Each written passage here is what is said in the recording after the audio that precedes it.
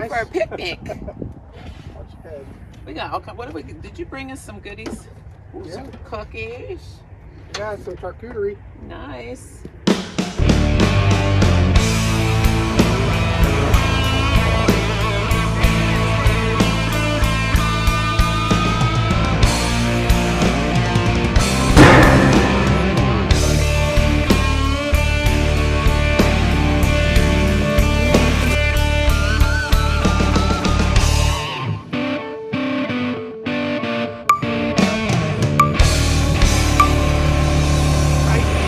Pineapple, lime, and guava. Feel like I'm at the beach. Well, Yeah. guess what? What beach are we at? This is Mentone This Beach. is Mentone Beach. Right here in our backyard. Cheers. Well, cheers. Looks like I got a juice drip hazy IPA from Breckenridge Brewery. This is left over from I believe our trip to Colorado. Yeah, and I also got a Breckenridge Brewery here. It's a Mountain Beach. It says it's a session sour. So bright and tart with pineapple, lime, and guava. Can't wait to try this out. Sounds delicious. That's sufficiently hazy. So we're kind of here in sort of our backyard. Just up the way from the house. Yeah, we're kind of in the dry creek bed of Mill Creek. Oh, that smells good. Right here on the backside of Mentone. Yep.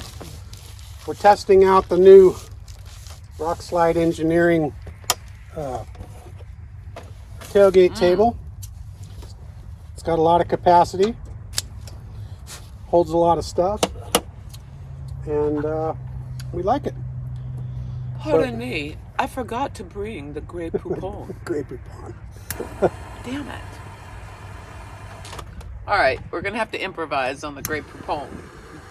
I'm not quite that sophisticated. But I will put a little piece of pepper cheese on here. You're going to smoke your cigar, so probably won't eat any cheese and cracker. I might.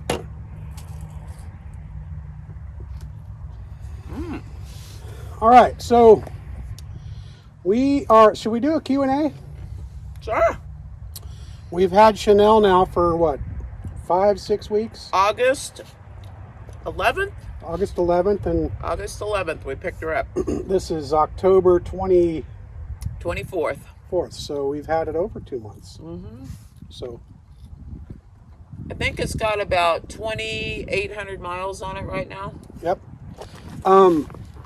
And you guys have seen us. You've followed along as we've put her through the paces and seen what she can do on road, off road, with its handicaps. It's, for those of you that are new to the channel, it's a base model 2-door non-Sasquatch. Now you did probably recognize that we have some larger tires on it. It came with the little pizza cutters, but we're now running 35-inch Nitto trail grapplers. Thanks, It's also thanks to Nitto. 2.3 liter manual transmission. Manual trans and No locker. yeah, no lockers. Oh, and Icon Alloys Rebound Pro wheels, and we'll be doing a separate video on those. They're pretty cool, so I'll tell you guys all about those here in a little bit. But what we'd like to do is kind of give you a little recap of how we like the Bronco so far, maybe answer a few of the questions we've seen in the comments, and kind of give you a few of our likes and dislikes. And you know, it's been pretty rosy. We're pretty happy with it. There's a couple things I'd change if I was going back to the drawing board on this thing, but not too many. Stephanie, what do you think? What do I think about things I want to change? Anything that you would There's change? a couple things. The biggest thing I'd probably want to change is getting in on the passenger side. I feel like I need to have a grab handle other than the location that it's in. Right now it's right inside the door in the doorway mount, and I don't like it there. It's just, I'm not comfortable with that. But Yeah, it's kind of It's kind of awkward. It's not for placed me. correctly for you to yank yourself up into the vehicle. Maybe because I'm taller. I'm like 5'10", so I'm ready whenever I get in. I want to grab. So if I need to tow myself up, I need to grab somewhere on the inner part of the vehicle, not right there. At my ear is where it's located. I don't like that. But. Yeah, yeah, that doesn't really bother me. Mostly as the driver, I'm hauling myself up. Well, you in got there the with steering wheel to grab onto. Yeah. I would say one of the things I'm not a big fan of the start stop. Where the engine shuts off. You can turn that off. But you can only turn it off each time you drive the car. You can't turn it off permanently. So I'm getting used to it. So I'm not really gonna bitch about it too much. But I think Ford should have had the option to turn that off. I know it's a cafe standards mile per gallon thing, but I just wish you could turn it off. So let's get into some of the common questions we've had. I think the since it's a two-door and there aren't a lot of them out there, the biggest question we've gotten is how easy or how hard is it to get into the back seat, and is the back seat very roomy? The back seat is actually pretty easily accessible, even for a large person like myself. Full-size adults. Two of them side by side might be a little tight because it's in between the wheel wells, whereas the second row in a four-door Bronco is a little bit wider. But as far as getting up into them, I think it's actually easier than in a two-door Jeep, because on the Jeep the door is shorter. If you Here notice, we got a full-size door. Yeah, on the two-door Bronco, it's got a longer door. In fact, it does. The door is longer than the driver and passenger door on the four-door Bronco, if you've noticed that.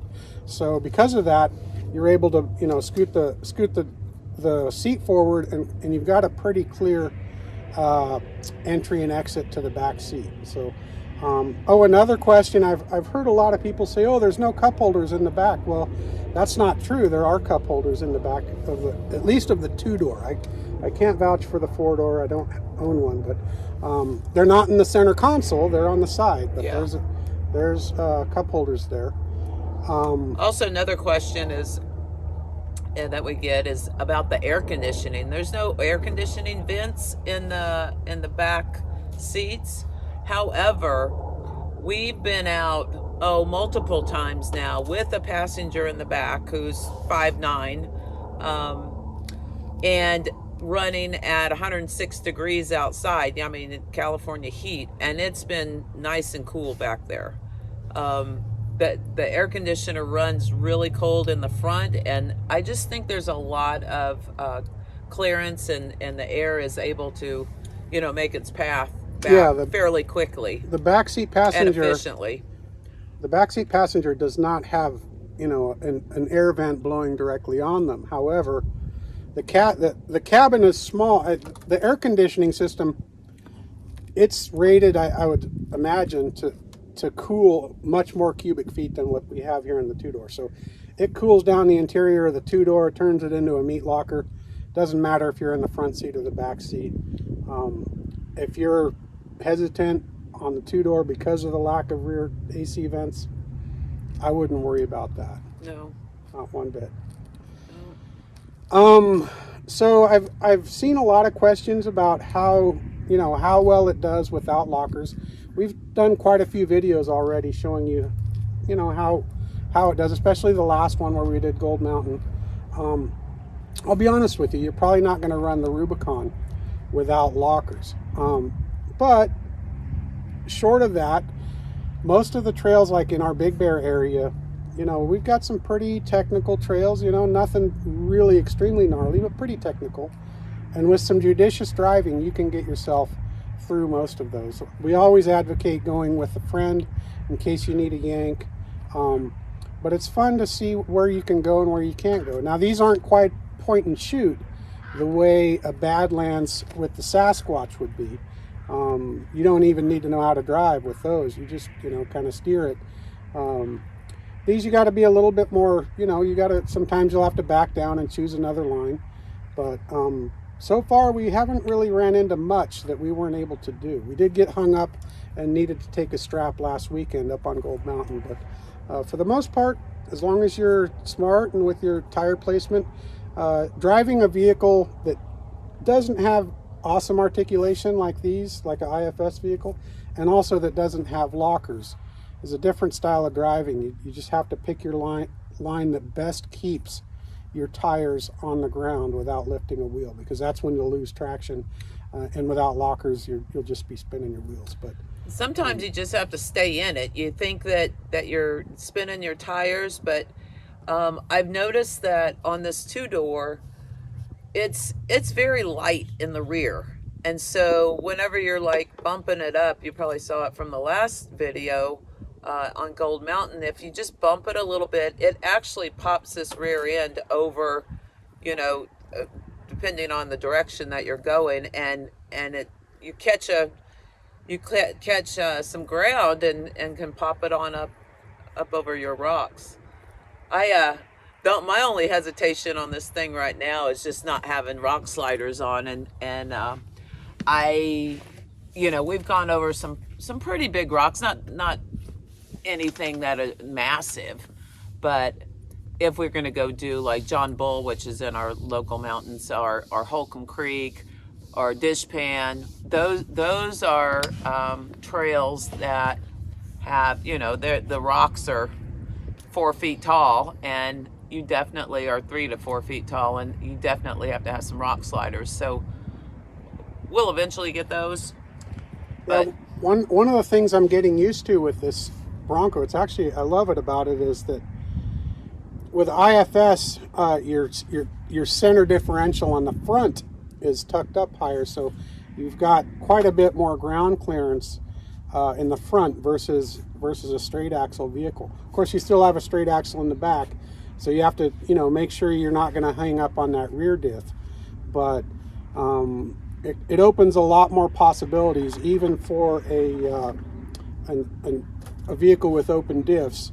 You're not so much worried about hanging up in the center on the front end of this. So that's one of the things I really like about it. Oh. Do like the crawl mode.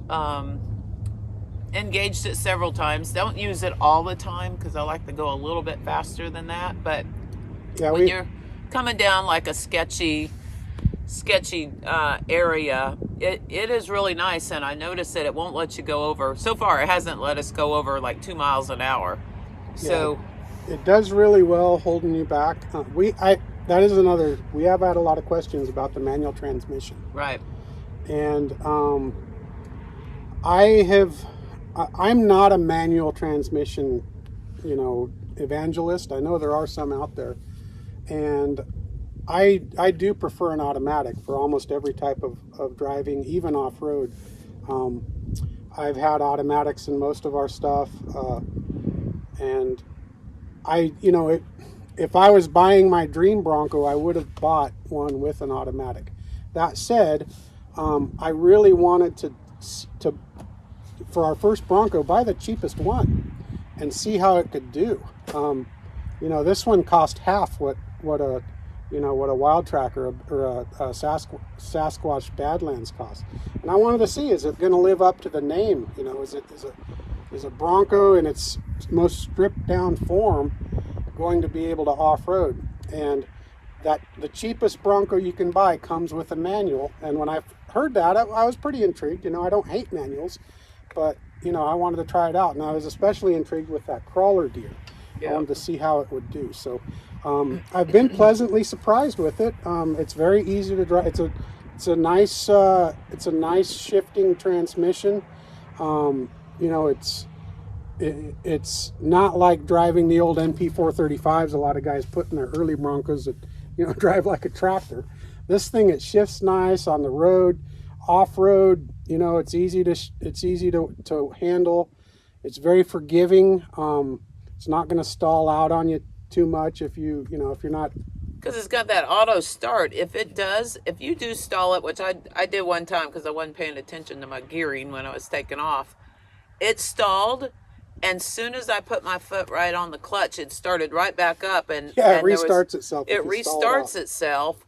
I mean, that's a little weird to get used to, but it saves you in a pinch, so that you're not like fumbling around and having to stick it into gear and throw the brake on and possibly cause an accident or whatever. One of the neat things is when it does that, it'll flash on the screen, Bronco saved. It does say Bronco saved. So, yeah. That's kind of a neat thing. So, and then the crawler gear, I think, is the crown jewel of that. That crawler gear really makes up for not having a lot of the other features, that some of the higher spec models have. The crawler gear really makes this thing, a pretty serious off-roader, because you've got really good control getting up over obstacles. You're geared down low, so you're up in the power band when you're trying to negotiate an obstacle. You've got a lot of control. So I've been really impressed with it. As an automatic aficionado, I really like this manual. Now my next one, this one isn't going to be the last Bronco we buy. The next one will have an automatic, but for those of you that like manuals and you're wondering about it, you're not going to be disappointed with this one. If you've never driven a manual, this is a good one to learn on. It's very forgiving. I wouldn't be intimidated by it. But if you prefer an automatic, I hear you. I'm just glad that they gave us a choice. Yeah, some other questions were, what size tires do we have? And like Dusty said, we started out with the base tire, which is what was that? I think it's a 30-inch tire, but yeah, a little narrow thing. I mean, it's great for street. I mean, you don't have to go off of those tires at all. You could just leave them on there and just drive away on the pavement. We've showed you in a prior video that they just don't do good off-road in the rocks, just because they are shorter at 30 inches. They don't give you that height to get up over any low-lying rocks that might be on the road, and so you're gonna kind of bottom out on that stuff. So we've gone to a 35-inch.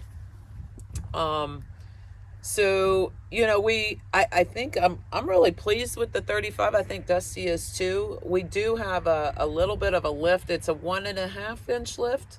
I think it's around 2 inches. Or maybe it's about 2 inches now. Icon might have adjusted it a little bit with their kit that they have going on. But we could potentially go to a 37. I don't see what the need is for a 37 other than big. But we all like big. That has its merits. I'm here to tell you. But right now, I think we're cool with 35s. And I think I like big too. So. On a two-door Bronco, 35s are the sweet spot. With the shorter wheelbase, you've got a perfect breakover angle. We haven't hung up the rockers on anything. It looks cool as hell too. I mean, it looks cool so with these 37s. I would love to run 37s.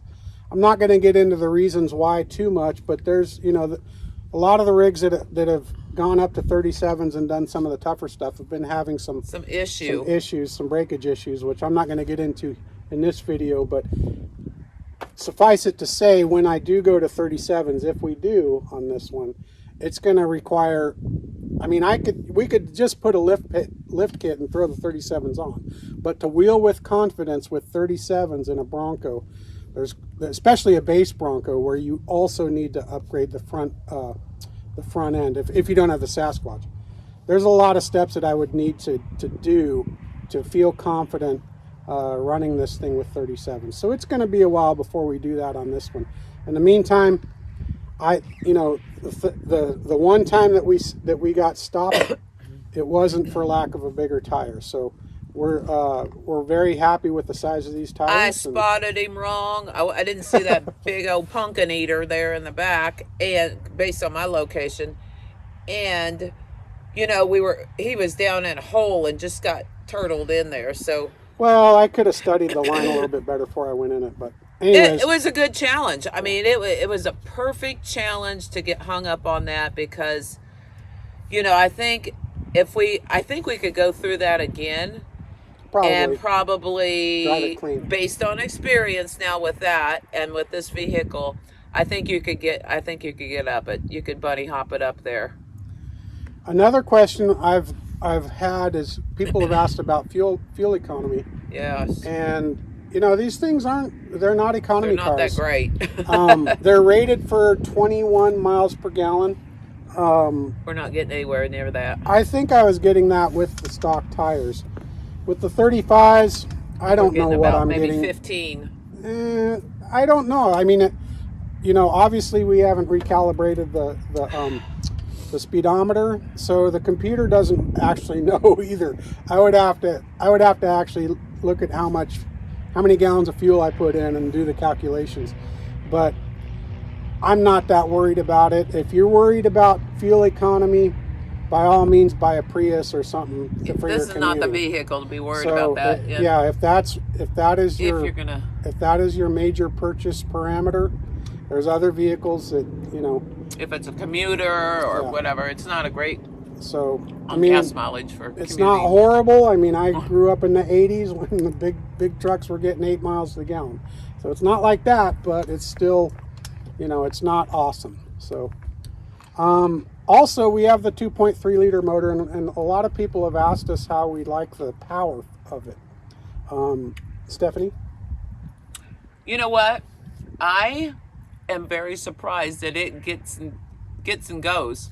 Once you get past first gear, and it shifts up and gets its RPMs really quickly, and then once you're up around 3,000 RPMs and you're shifting on the second and third quick, it goes. I mean, you're like, unexpected. So you probably see those TikTok videos where you're looking at somebody and you're racing them and you're like, he blinked. I'm ready to do that in Chanel here because it acts like it's a little racer. So before we put the bigger tires on, of course, it was peppier with the smaller tires. It lost a little bit, but not too bad with the 35s. But our early Bronco, Stephanie's Coco, which you've seen in a couple of our videos, it has a 5.8 liter V8, and it's pretty burly. That thing, it shits and gets. I honestly think this thing will outrun it. I think this one will beat it. I think it'll outrun it with less than half the cubic inches. Of course, this is a turbo, and the power is a little bit different. With the big V8, you've got a lot more power off of idle. With this little EcoBoost, you got to build up to that. In fact, we did line them up one night. I hear another challenge coming on? We're gonna have to do. I tell you what, mark our words. We're gonna do a challenge. We are gonna drag race this versus Coco. Yeah. But we did kind of a half-ass one on our way to the Moose Lodge one night, and I think I won off the start, and then you got me. Yeah. So the 5.8 liter gets the whole shot, but I think within a few car lengths, this one's overtaken it. So we don't know because we were coming up to a stop sign. So those of you that have complained that they're not putting the Coyote in it, or it's not a Bronco without a V8, I hear you. I know what that feels like, the Coyote. I understand the sentiment, but this thing on paper, it's 2.3 liter. It has more horsepower than any Bronco ever made from the factory prior to it. That includes the 95, 96 Bronco that had the 5.8 liter, which was the most powerful Bronco. This thing has more. I think it has more horsepower than my Mustang. It's got 300 horsepower. And it's got way more. And the 5.8 liter Bronco in 95, I believe it had 230 or 240 or something like that. It probably had more torque, I'll give it that. But the thing is, it doesn't lack for power. What it lacks for is the cool rumble of a V8. Right. And I'll give you that. It does sound like a sewing machine. You got to put a nice muffler system on it or something. But it doesn't, exhaust. It's not a slouch in the power department. So those of you that are bitching about that, you can just, you can just put that in your pipe and smoke it, because This thing doesn't lack for power. The 2.7 liter has even more. I'm sure those are great too. Would I have preferred that? Yeah, like I said, if I was speccing out my dream Bronco, I probably would have. But for $28,500, the 2.3 liter manual transmission, non-Sasquatch, this thing it's very impressive. And I think that we can address that. I think that was one of the questions a couple people have asked, why'd you get this one? You've been in Broncos for a long time. Why did you get the base model? Well, it wasn't for a lack of that we couldn't afford a more built one. We wanted to do, I'm a scientist, Dusty's engineer, and we kind of wanted to do an experiment here. So we wanted to just see what it could do with bare bones. Well, bare bones. And there was a financial aspect to it because we wanted to pay cash for it. Right. Well, yeah, but we could have financed it too. It was hard to scrape together 30 grand, but it would have been impossible to scrape together 60 in cash. So once I decided that, well, I'm not going to be able to spec out the top of the line one, then I decided, well, let's go the other way around. Let's just get the cheapest one we can get and see what it'll do. I kind of have a feeling the thing it won't be a slouch. And once we sort of went down that road, we just started thinking, well, you know what? We don't need that. We don't need that. Let's see. The only concession we made is we did get the auxiliary switches, and we didn't need that. And come to find out, up on the header panel, if you want to put lights in, it's easier to do that. But that was $96 or $100 or something. But other than that, this was the cheapest Bronco you can buy. And so far, our experiment is, we've been pretty impressed with it. So, what other questions have we got? Back seat. Some people have asked me about the lift on it. It has, Steffi mentioned, it has an Icon Vehicle Dynamics leveling lift kit. And it's actually the first prototype that they developed for. I work for Icon, and they used this as a prototype for that product. And I'm not sure how much the actual lift is. Now I think it's around 2 inches, maybe a little bit. It was about 1.5. It's a little different front and rear because it's a leveling kit too. Right.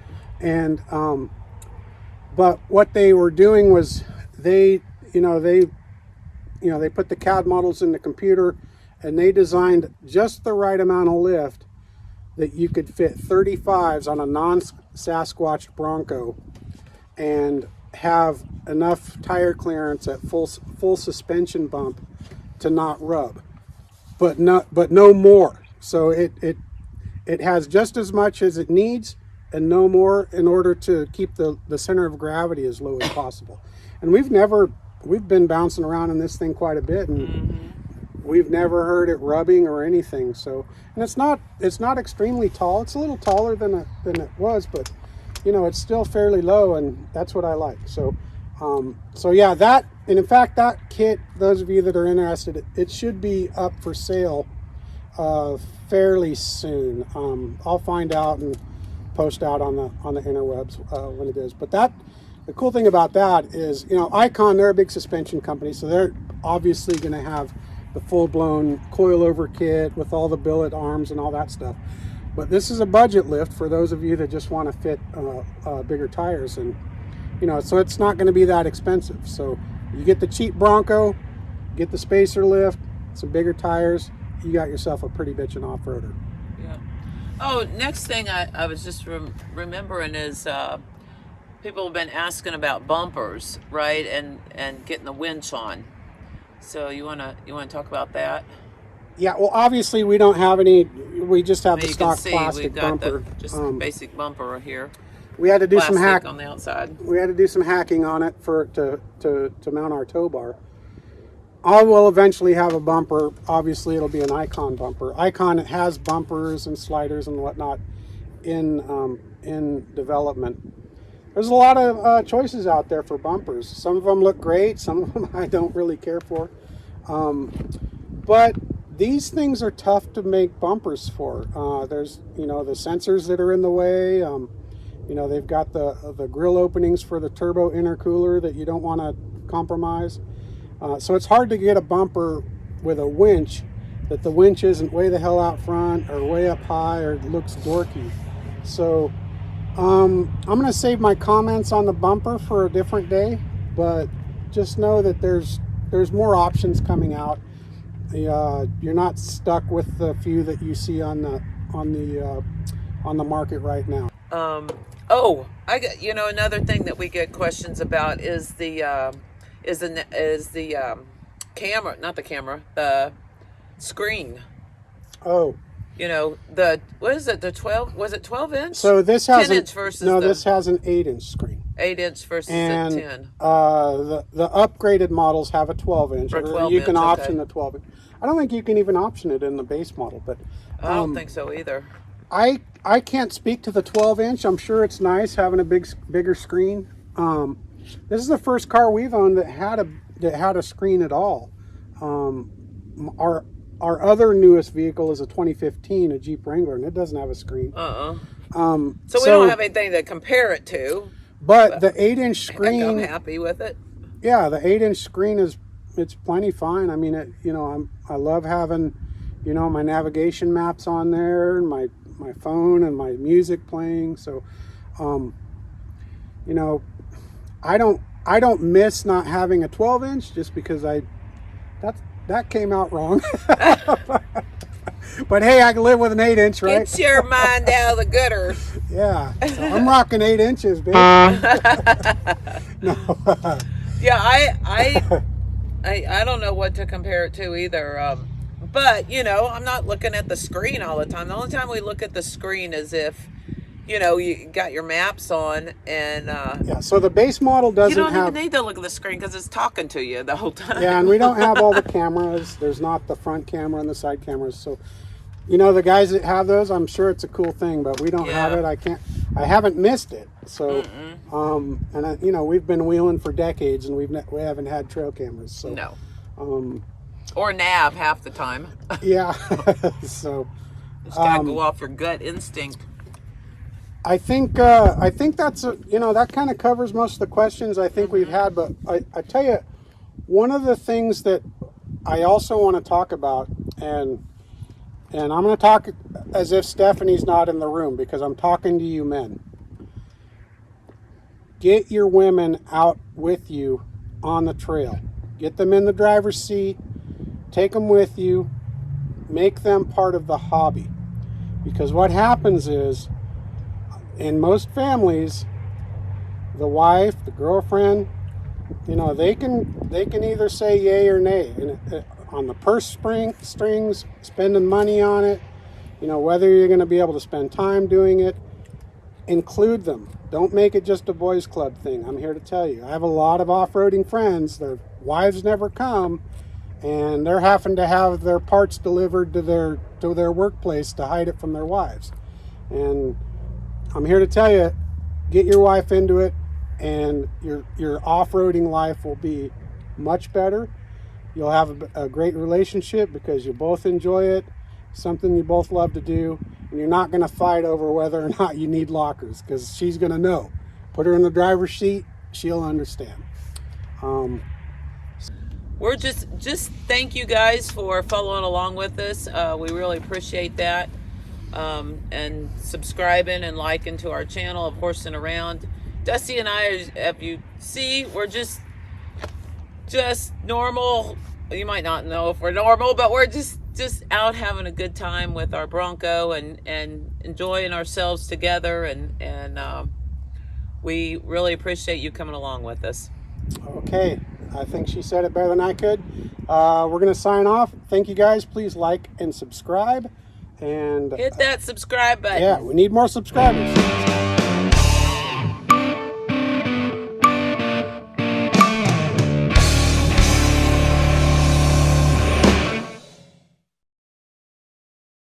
Laura, how you doing there in the back? I'm doing great. Awesome. Enjoying the beauty out here. Stephanie, may I have a word?